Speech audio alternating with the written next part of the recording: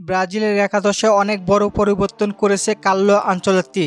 চিলির বিপক্ষে ঘরের মাঠে ৩ গোলে জয় পাওয়ার পরে এখন বলিভিয়াকে নিয়ে ভাবছে 5বারের বিশ্ব চ্যাম্পিয়ন ব্রাজিল ফুটবল দল। চিলিকে নিয়ে মাঠে ছেলে খেলা করেছিল আনচেলত্তির শিষ্যরা। চিলির বিপক্ষের ম্যাচে অনেক ভুল পাস হয়েছিল, আশা করি সামনের দিকে এমন ভুল করবে না সেলেসাওরা। আনচেলত্তির অধীনে টানা ৩ ম্যাচে 1 গোলও হজম করেনি ব্রাজিল ফুটবল দল। যেখানে বিশ্বের বাঘা বাঘা প্লেয়ার রয়েছে, সেই দল নিয়ে চিন্তা কিসের এত? অপেক্ষা করেন, সামনের দিকে ভালো কিছু হবে। অ্যালিসন বেকার ব্রাজিল এবং লিভারপুলের হয়ে দারুণ পারফরমেন্স করেন, তবে বলিভিয়ার বিপক্ষে গোলকিপার থেকে শুরু করে অ্যাটাকিং লাইন সব জায়গায় পরিবর্তন আনতে পারেন কার্লো আনচেলত্তি। বলিভিয়ার বিপক্ষে গোলবারের নিচে দেখা যেতে পারে হুগো সুজাকে। এই গোলকিপারকে সুযোগ দিতে পারেন কার্লো আনচেলত্তিও। কার্লো আনচেলত্তি আসলে একজন মাস্টার মাইন্ড কোচ। মাঝমাঠে হলুদ কার্ড খাওয়ার কারণে ক্যাসমিরো থাকছে না। ক্যাসমিরো বদলি হিসেবে কাকে রাখতে পারেন এবং একাদশে কাদেরকে রাখবেন, চলেন দেখে আসি। গোলকিপার অ্যালিসন বেকার আর হুগো সুজাকে রাখতে পারেন আনচেলত্তি।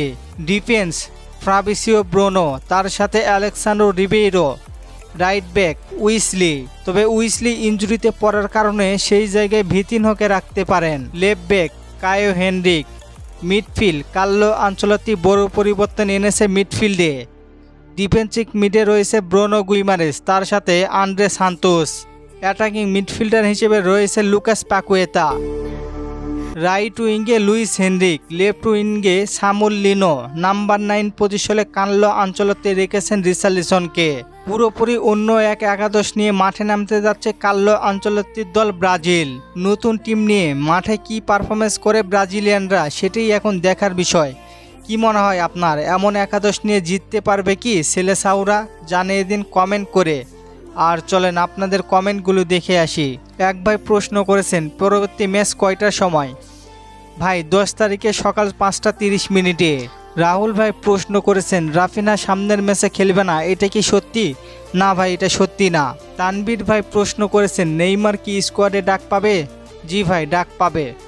আবদুল্লাহ ভাই প্রশ্ন করেছেন 26 বিশ্বকাপ বাংলাদেশ টাইমে দিনে নাকি রাতে হবে? ভাই রাতেই বেশি হওয়ার সম্ভাবনা রয়েছে। ধন্যবাদ সবাইকে প্রশ্ন করার জন্য। আর ফুটবলকে নিয়ে নতুন কোনো প্রশ্ন থাকলে করতে পারেন, পরবর্তী ভিডিওতে রিপ্লাই করব। ধন্যবাদ।